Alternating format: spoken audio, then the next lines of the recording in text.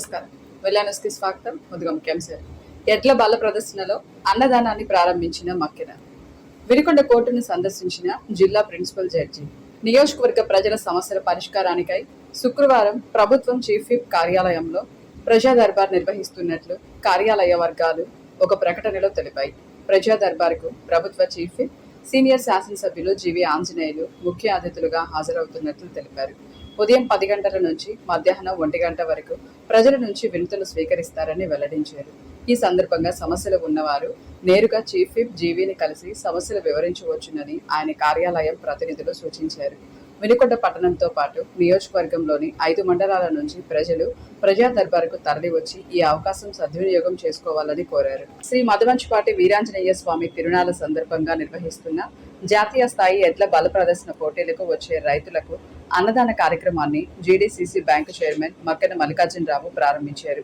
ఈ సందర్భంగా మక్కెన మల్లికార్జునరావు మాట్లాడుతూ తన తండ్రి కీర్తిశేషుడు మక్కెన చినరామయ్య ప్రారంభించిన ఈ సేవా కార్యక్రమాన్ని ప్రతి ఏటా సాంప్రదాయంగా కొనసాగిస్తున్నామని తెలిపారు.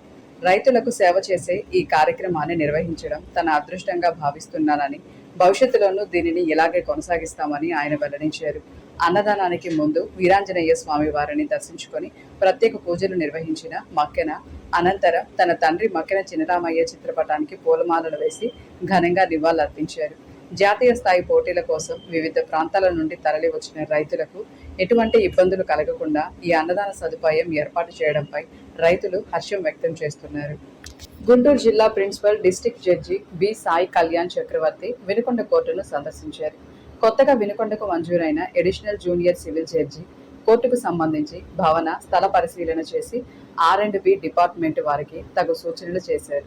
అలాగే భవిష్యత్తులో వినుకొండలో ఏర్పాటు చేయబోయే సీనియర్ సివిల్ జడ్జి కోర్టు, ఇతర కోర్టు కాంప్లెక్స్ కు సంబంధించిన 5 ఎకరాల విస్తీర్ణం గల స్థలాన్ని గుర్తించామని ఆర్టీఓ, ఎంఆర్ఓ, R&Bని అలాగే మున్సిపల్ కమిషనర్ని ఆదేశించారు. అనంతరం వినుకొండ జూనియర్ సివిల్ జడ్జి కోర్టును క్షుణ్ణంగా పరిశీలించారు. భవిష్యత్తులో వినుకొండలో ఏర్పాటు చేయబోయే కోర్టు కాంప్లెక్స్ గురించి న్యాయవాదులతో చర్చలు జరిపారు. కొత్త కోర్టు కాంప్లెక్స్ ఏర్పాటు చేయడం వల్ల కక్షిదారులకు సత్వర న్యాయం జరుగుతుందని తెలియజేశారు. కేసుల విచారణ వేగవంతం అయ్యి త్వరితగతిన న్యాయ సహాయం అందుతుందని తెలిపారు.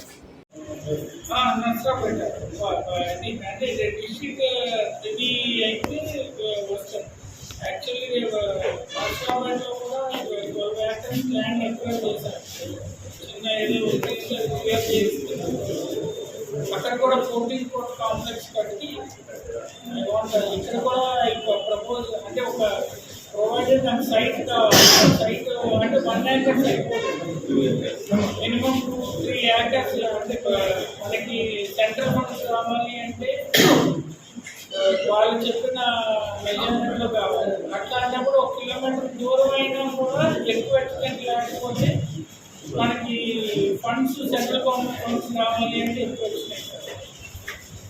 నమస్కారం అండి.